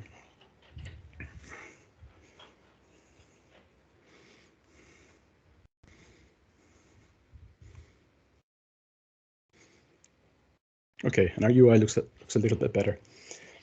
So let's make a couple of changes. Actually, one thing, sorry, I'm just going to circle back on one thing here that I forgot to show earlier. I mentioned, and it's a good opportunity just maybe to look at the build file again, just to give people a little bit of familiarity. Like I said, we target Android, we target iOS. We also target JVM. So we have a JVM main here. And what I'll often do in a project like this is I'll have a main function just to sort of prove out, allow me to sort of run as I'm building out the queries, as I'm building out the repository. Let's just run this here. I can just run this as a sort of normal JVM application. And you can see it's getting back the data. So it's using the repository that we created, the same one that we used in Compose a moment ago. It's calling the repository method to get the list of films, and we're iterating over the films and obviously printing out the data from there. So it's just convenient ways. And you can actually extend this kind of concept even further when you start to use Compose for desktop, for example. That sort of runs in the JVM as well. It can also be a very nice way sort of, to more easily sort of prototype different parts of your composables or your UIs before you maybe run them on Android as well. So it's sort of an interesting capability there as well. But the other thing I wanted to sort of demonstrate here before we move over to iOS is how key part of, as I've mentioned a few times with GraphQL, is that we can really tailor our queries to return exactly the data we want to get. So in this case here, I'm going to add in the release date. And you can see, through the browser capability that these endpoints provide, we can sort of have an autocomplete here, which is very nice. So we have a release date. And what I'm going to do actually is I'm going to go back to my query that I have here. Just add in the release date here. And if we go to Gradle, and just, again, this would typically be done automatically, but just I'm going to run this explicitly, generate the Apollo sources from that. And now if we go into our generated code again, hopefully we should see our film fragment now has an additional property release date. So that's obviously automatically generated from our updated. And what we'll do then, just to sort of build that out up through the layers again, is, sorry, if we go back to our shared code.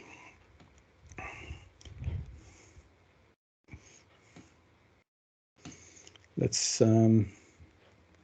add release date.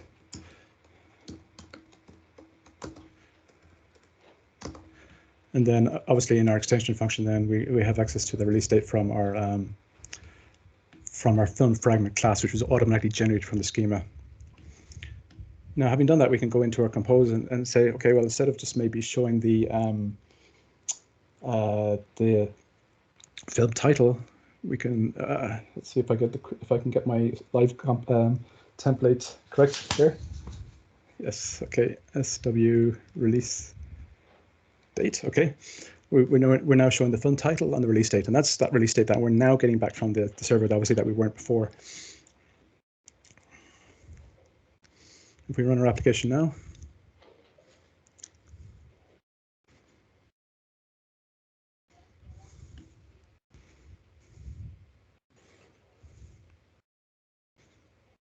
and now we're getting the release date shown there as well. Nothing particularly fancy, but hopefully illustrates sort of, again, what I'm trying to get across here, I guess, is the key moving parts here and how they sort of tie together.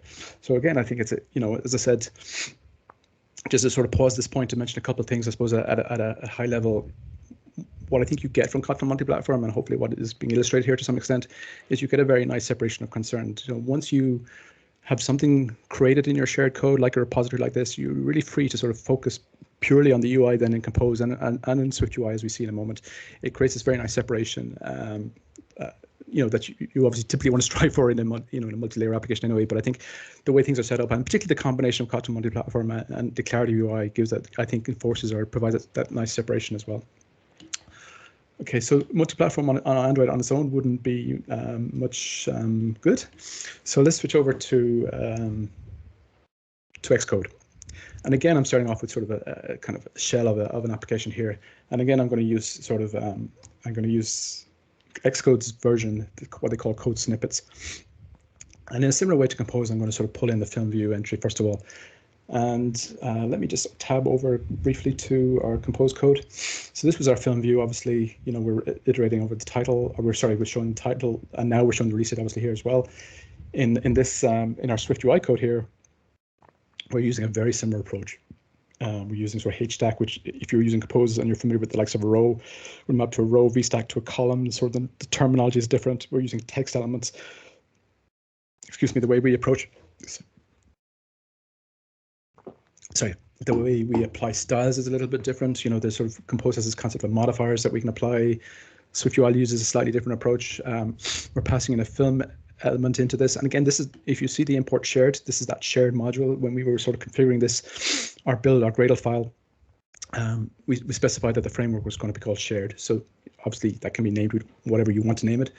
But having done that, we now have the capability to import that and access capabilities and classes and that is exposed from the shared code directly in our Swift code here. It's pretty powerful, obviously. And let's add something then representing, in this case here, we have this content view, which represents our overall screen.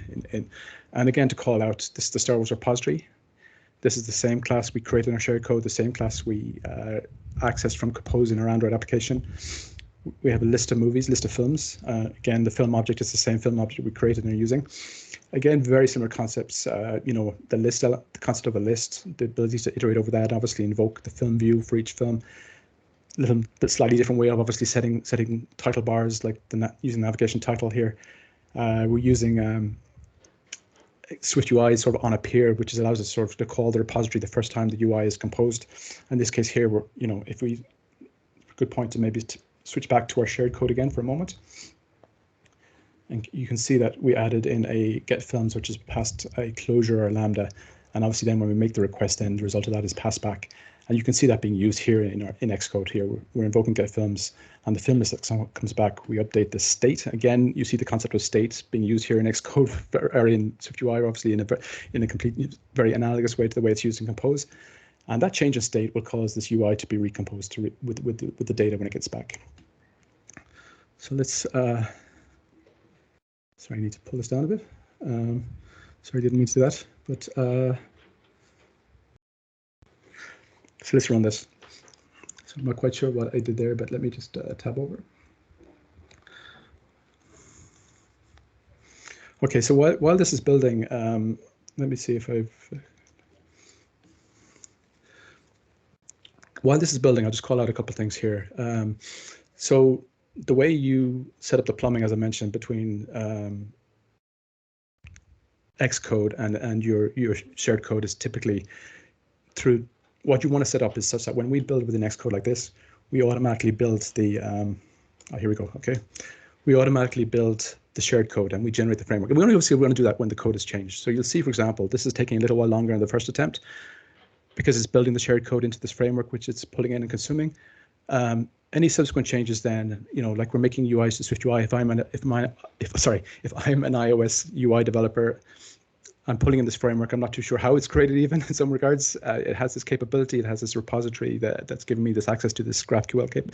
I can really focus in on my, creating a compelling user experience using sort of the best of breed sort of technologies and capabilities that Xcode, for example, provides using SwiftUI, using Combine perhaps.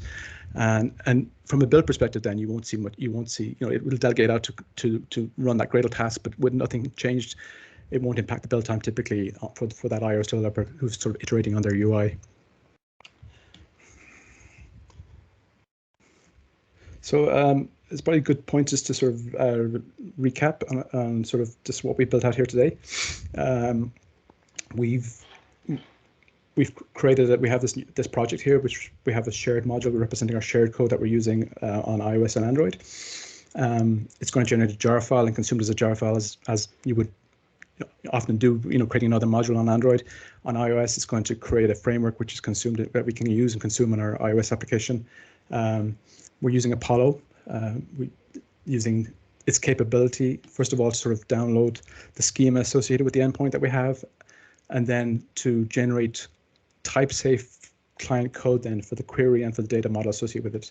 And we have a method then to use Apollo to obviously get back that data, to use the query, this class representing the query that we generated, and obviously return the data that was the data model that was generated from that. And then in our Android application, we have this very basic Compose application where we sort of created a list of the films. And then obviously then on iOS, we've created, even though I sort of messed up my iOS view somehow, this is again, Android developers' lack of familiarity with Xcode. But hopefully you'll see that, we've created something on SwiftUI that is very analogous and very similar. And, I suppose the general point here is that as we converge as, in a mobile development environment on the use of SwiftUI, as has been the case for a while anyway on iOS, and now going to be the case with Compose, coupled with the use of, shared Kotlin Multiplatform code, I think we'll find ourselves hopefully getting to a point where we're becoming more mobile developers. We're not Android developers or iOS developers. The declarative UI frameworks like SwiftUI and Compose are very similar to each other. I think people will find it very easy to move between one or the other. And then having obviously the shared code between the two is obviously a very powerful capability. And just switch back to my slides briefly. I'll share the slides, but just obviously a couple of resources then, just in terms of KMM, Jetpack Compose, SwiftUI, obviously this particular repo that this was based on. And if you go to my GitHub repo, there's a few other examples there. And then obviously in terms of, Apollo Kotlin Multiplatform itself. So that's it. Thank you very much. I guess if folks have some questions. Yeah, thank you. Yeah.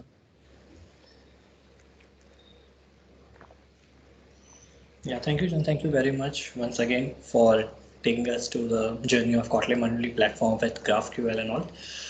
So yeah, now let's go through some questions. Yeah, we have around 13 of questions. So yeah, let's go through them one by one. So first question is there any way to figure out what if wrong things are getting recomposed in a flow? Any debugging technique in your arsenal? It's an interesting question, and it's very topical because I think if you follow Compose, you're probably familiar with Leland Richardson, who's sort of one of the main architects in Google that works in Compose. And this is actually something that came up on Twitter recently, because I don't think that capability exists right now. What his reply to that sort of very same question, more or less, was that they hope to provide something. There is in SwiftUI, I can't even remember what it's called. There's a method you can call in printUI that gives you exactly that. It gives you sort of indication of what caused that recomposition, what was the state change. It sounds like the plan is for Compose to provide something similar, but I don't think it's there right now. Okay, yeah. Yeah, so next question is like one of our participants is asking, is KMM development supported on Mac M1 as he's facing some problem of challenges for iOS app on with KMM project? Yeah, I've seen a few references to people sort of reporting issues with the M1. In theory it is, but I think it's a very evolving area in terms of the capability of the tooling and so forth. Hopefully, unfortunately, I haven't been able to try myself, but hopefully as the tooling gets better, it would become easier to use. But yeah, I don't think it's completely smooth sailing right now, unfortunately. Yeah. Okay. So next question is, any good resource you can recommend to understand the Gradle setup for Kotlin Multiplatform? Yeah. So there's a few points here. I think this is probably, if you look in Kotlin Lang and you look at people who are starting off Kotlin Multiplatform, this is often, understandably, a place where people trip up starting off, and it's sort of a difficult first. If you're sort of just getting into Kotlin Multiplatform, that Gradle configuration with the shared module can be quite cryptic, and certainly, it's not very approachable for someone starting or just learning the first time. So there's a few things I mentioned. First of all, I would definitely advise not trying to create one of those from scratch. Use a template that exists. Use the Kotlin Multiplatform project to create one. And then as you want to change that a bit more, I mentioned about the KMM website. They've been building out very impressive sort of guidance, and they have a number of articles there, I think, that sort of talk about sort of the different configurations in terms of, hopefully the default will work for you at the start, at least in terms of maybe building an Android and iOS and building the framework. As you get into maybe more involved use cases or applying different plugins or different source sets, for example, there is some guidance there that in terms of things like how to lay out your your iOS specific or your Android specific code, for example.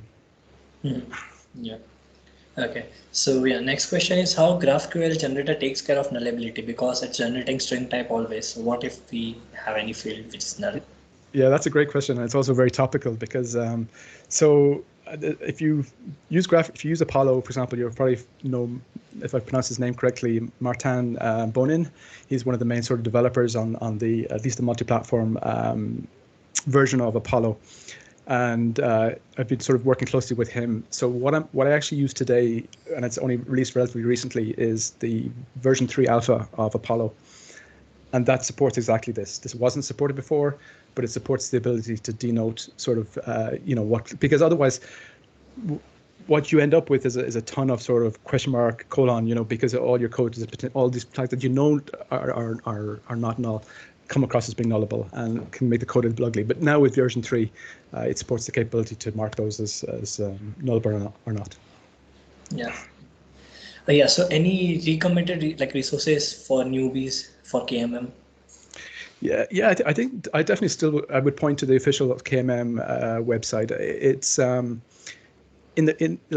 been working, I guess, with Kotlin Multiplatform for, I guess, 2 or 3 years now, and it was a sort of not the easiest environment to get involved in and get into and start using, certainly in those early days. But the sort of creation of this kind of KMM brand, so to speak, and then the guidance around that, I think has been, and it's something that they've been continuing to build out. And I think there's some really good articles in there. I mentioned Kevin Galligan from Touch Lab. He's contributed a few of those articles, as have other folks.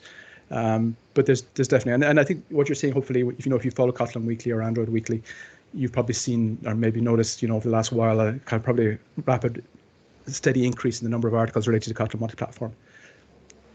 Okay. And of course, I would be remiss if I didn't point out my own blog, I suppose.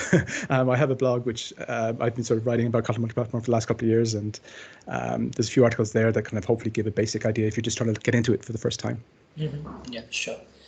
Yeah, that's helpful. So yeah, next question is if we can access Kotlin code from Swift, why we can't write iOS SwiftUI with Kotlin or in Kotlin? We can access Kotlin code from Swift. Yeah, it's an interesting question. It kind of covers on a couple of points. There is some discussion, for example. I mean, this is sort of an indirect answer maybe, but there's some discussion about having Compose on iOS. SwiftUI and is very much kind of an Apple capability, and you will typically need to use Xcode to write that. So let me step back one moment on this, because one thing I think it's important to emphasize, and there's no hard rules here, of course, as ever in software development. You can use whatever approach works for you. But for me, at least, Kotlin Multiplatform, I've been working in sort of the mobile space since 2010 and working in general for about 30 years now. And I've seen a sort of variety of approaches to sharing code. And, it's obviously can be a controversial topic when you talk about React Native or Flutter and whether those approaches are right or wrong. And they take that right once approach. But for me, at least, based on my experience of sort of, other various approaches to sharing code over the years, Kotlin Multiplatform is the first sort of pragmatic approach I've seen. And the reason it is because it focuses on non-UI, sharing of the non-UI logic. Now, in your own environment, in your own organization, your own project, of course, experience may differ, but certainly some of the large organizations I've worked in, I worked for a company prior to this where we had maybe 40, 50 mobile developers spread across China, Ireland, the US, Android and iOS teams, often not working on the same features at the same time. And I think, if you were to tell those particular iOS developers that we weren't going to be using Xcode or SwiftUI, I think most of them would probably have left in the morning. So this is a pragmatic approach that allows iOS developers to use the best of breed technologies to build a compelling. And there's, I don't know that necessarily we have less of an interest on compelling user experience on Android. Maybe traditionally in the past, I think you could argue that, but certainly iOS developers there's a sort of culture there of building really compelling user experiences, and they want to use the best of breeds. They want to use SwiftUI. So Kotlin Multiplatform's strength then is the fact that it focuses, I think, on non-UI logic. So it's sort of a long-winded answer. Yeah, I agree. Okay, so next question is, won't we get stuck in cyclic queries if we keep nesting things in GraphQL schema? I'm not sure. There could be scenarios. I mean, the way you break those, I suppose, if I can understand the question correctly, I suppose the fact that we broke out that film fragment, for example. So we don't sort of necessarily, so we'll typically have a high-level query, and the power of those sort of fragments is, and because we can tailor the data we get back, we can have multiple queries that all sort of reference the same data. So we might have a query. what we didn't show today, for example, is that you can query the list of characters, for example, and that could potentially link to a list of the films that they're in. And so if you structure things in that way where you have those multiple queries, they can all reference the same film. So all these fragments do is really just give you a sort of almost at the leaf level, so to speak, a way of sort of reusing those. And then as we see from a code generation perspective, then that gets generated into a Kotlin class that you can use directly then. Yeah. Okay. So yeah. So next question is, how did Apollo add documentation in generated classes, like field documentation and all? Yeah, that was very, very observant of the person who noticed that. I am not sure, actually. I would definitely recommend reaching out to Martin Bunin, who wrote that, to see what, because I did actually notice that myself only recently, that was there, and it's a very nice capability. Okay. Yeah. So next question is, what's more rusty, like in KMM, memory management, or threading, in your opinion? Yeah, so I guess these are related to each other, and it is definitely an area that causes, understandably, people a lot of issues.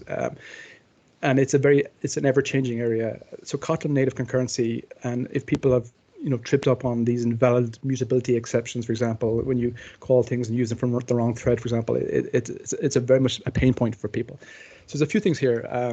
Firstly, JetBrains are working on an updated memory model for Kotlin native. I think they hope to have a developer preview by the end of the summer. I'm not too sure, and I hope that will simplify things a lot. So what Kotlin native concurrency at its basic level means that, what it enforces is that you can call, when I call Ktor or use GraphQL, I'm typically calling what are called main safe functions. I'm calling from the main thread, but they will use something like with context to obviously use a different dispatcher. And then the data they return then, because it's going across threads, is forced to be immutable. Now, there's a few things about that. So first of all, I think the previous talk talked about MVI. I think we're moving in a direction anyway where we want to enforce immutability. We want to use immutability as much as possible. And when we, rather than modifying that data, you typically want to transform it then maybe up through the layers, for example. So I don't necessarily see that as a big problem, but it's something that people get tripped up on, where you try to modify data and it turns out to be immutable. But then, like I said, it is something that I think will get better with time. And it is understandably something I think that people have tripped up on in the past. Yeah. So next question is like how Kotlin is interoperable with SwiftUI code. So what the level of interoperability, I suppose, just to mention, I suppose, if you were to sort of look into any of those functions that we're calling from the SwiftUI code, what Kotlin native actually generates is Objective-C code. It's on the roadmap for Kotlin Multiplatform to generate Swift code directly. It has some implications. As similar as Swift and Kotlin are, there are some differences in terms of generics and other things like that. And there's differences between Swift and Objective-C around these as well to complicate matters. But generally speaking, when we run, what the Kotlin native compiler will do will generate Objective-C code. And then in our SwiftUI code, we're accessing that as if we're calling those functions directly. Yeah. Okay. Yeah. Next question is how to propagate error states to iOS code. Yeah, that's a very good question. I actually meant to mention that sort of as I was skipping over error handling in my examples, so there's a few different options here. You can pass in where I passed in a sort of a completion handler, you could pass in an error closure as well. That's one example that's typically often used. If you're using Kotlin 1.4's ability to call suspend functions directly, you can annotate with a exception that throws. And that will actually map to an error value that you get back in your closure that you can start to use. Yeah, so it's a good question, yeah, but there are capabilities around that. Yeah. So next question is, does Silk class play nicely with Swift? I heard it does not behave in the same way as it does in JVM environment, but not sure what the difference is. Yeah, it's something that it's not something I've run into directly, but I have seen people comment on. And I definitely, I think I've seen particularly the likes of Kevin Galligan talk about this, and he might have even written an article. But there's definitely it's sort of sorry not to be able to answer that directly, but I think there has definitely been discussion about that, and I think there are ways around that. But it probably talks to the fact that, as well, that as powerful as this is, there are going to be sort of certain disconnects, I guess, between the languages in terms of the capabilities that are provided. Yeah. Okay. Yeah. So next question is, introducing people to KMM has not been an easy task in my experience. So when can we expect it to be easy, especially for M1 machines? Yeah, that's yeah, I guess the M1 question again, I suppose. Yeah, M1 question is sure I guess first part of the question is nice. Yeah. So yeah, it's a very good question. It's not the easiest one to answer, but I think the environment is getting steadily more mature. KMM in general, I mean, different aspects of it are at different stages. If you look at Kotlin Multiplatform consists of a range of technologies like the Kotlin native compiler, Kotlin JS, and so forth. And if you look at the status of each of those, some of them are at different levels in terms of alpha or beta and so forth. So the fact that they're not obviously stable indicates there's a recognition that things aren't exactly as good as they should be. JetBrains have really ramped up their resources in terms of trying to improve that, is the only thing I can say. I would go back on an earlier point as well, and I do look at Kotlin Lang. I try to answer questions if I can, and I do frequently see people do a few things, I guess, that I'd maybe recommend against. One is starting from scratch. Definitely don't do that. Start with a template. Start with that. The other thing is maybe making things a little bit more complicated than needs to be. There are, of course, as always, there's edge cases and there's ways you need to use things in particular ways. But in the example I had today, for example, my repository methods, they run on the main thread. They don't do any heavy lifting, and they call them main save functions. I think that's a scenario that works for a lot of use cases. So maybe, I definitely would recommend maybe, it's an easy thing to say, I guess, but not overcomplicating things. But yeah, I'm not sure. Other than that, I'm not sure.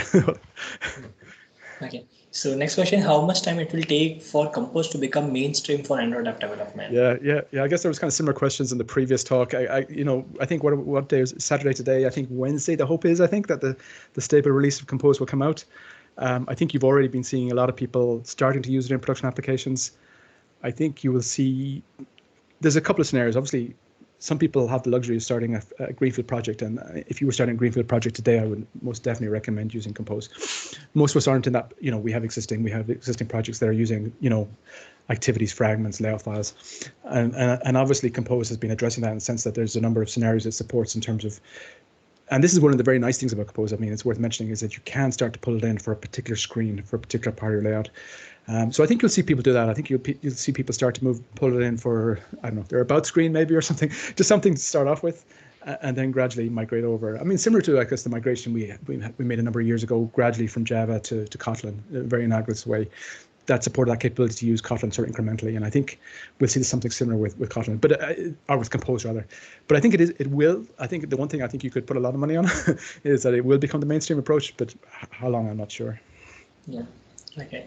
So yeah, in Windows 11, yeah. Okay. So now we have next question. How do we do instrumental testing on KMM?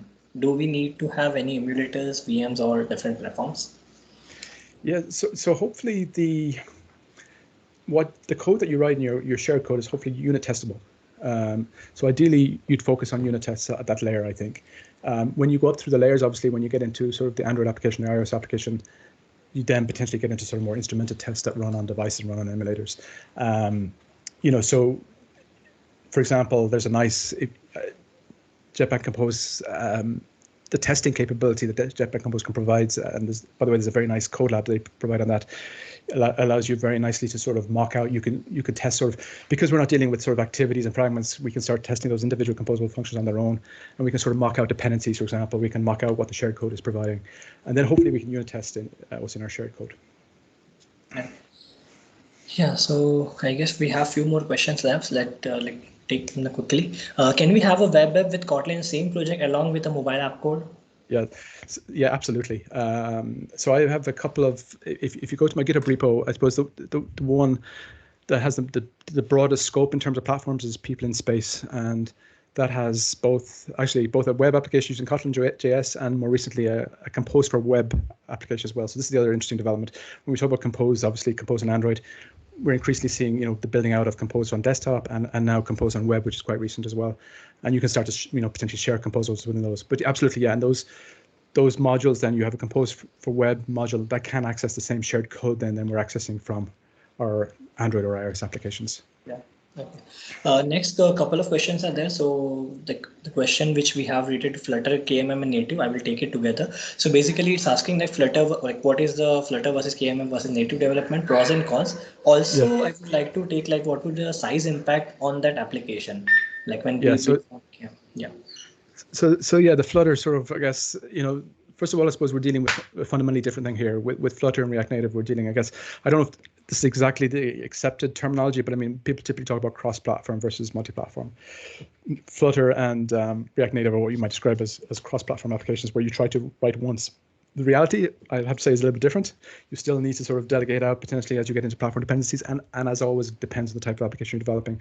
But Kotlin Multiplatform does take a very fundamentally different approach to those. As I said, it is focused on sharing non-UI logic. I see sort of almost resistance and sort of pushback from people about this, saying, why can't we have, and there's a kind of there's a sort of general point, I suppose, just because you can do something doesn't necessarily mean you should. But experience varies. I mean, this is the thing. I don't think it's impossible to make an absolute statement in software development. We have such a variety of different environments that we work in. But Kotlin, it's all about providing options. I think Kotlin Platform at least addresses a large amount of scenarios where we still want to use native capabilities to develop the UIs, but we want to maximize the shared code, the non-UI code, as much as possible. Whereas obviously Flutter and React Native take a different approach. Okay, so I guess, yeah, that's it. So I guess all the participants' questions got answered. Sorry, I just realized there's one answer question. Sorry, you asked there as well that I didn't answer. About related to application size. Yeah, so I've done this a few times now, and apologies for doing it again, but I definitely refer to Kevin Galligan, because this has been a hot topic recently. And I don't know, did he do a blog article? He was promising to do a blog article, but there's some very interesting Twitter threads that go through what the sizes are, how they compare, what you can do, for example, in terms of what using things like internal in your Kotlin code, because what Kotlin Native will do, for example, is that it'll generate sort of APIs for everything, your whole surface area, so where you can be a little bit more optimal in terms of what you describe as internal versus non-internal. But just as a general point, I think the general experience is that it's not excessive. I think there's a fixed size that you kind of overhead by using sort of Kotlin Native, and it scales pretty nicely after that then. So yeah, thanks a lot. Yeah, go ahead. Yeah, thanks a lot. Yeah, so any participant have their question answered, they can reach out to us on Kotlin Mumbai, or maybe they can reach out to John's directly their Twitter handle and ask their doubts. So yeah, that's it. Like, it was really amazing session, and thank you, John, for joining us. John, thanks a lot, and thanks everyone for joining. Thanks, John, again for joining us from a different time zone, taking out the time. And I hope you had a great experience with us as well. Thank you very much, guys. It's my pleasure. Thank you. Yes. Yeah, we'll be really happy to have you again with us. Yes. Sure. It is really fun. Okay. See you guys. So we have a short announcement as well. I think, Chintan, if you would want to share about the Clubhouse event. Yeah. So recently we have joined the Clubhouse as well. So Kotlin Mumbai is now on Clubhouse. So there also we will be doing monthly events, we'll bring some good speakers from across the globe, and we'll have some amazing session over there as well. So if you guys are not aware, so do visit our Clubhouse as Kotlin Mumbai and join us there. And for other upcoming events and meetups related stuff, stay updated. Please follow us on Twitter so you can get the latest update there. So yeah, that's it. So thank you guys once again for joining on Saturday evening, and I hope you guys have a great weekend ahead and stay safe. Thanks everyone. Thanks everyone. Thanks everyone. Yeah. Thanks, John.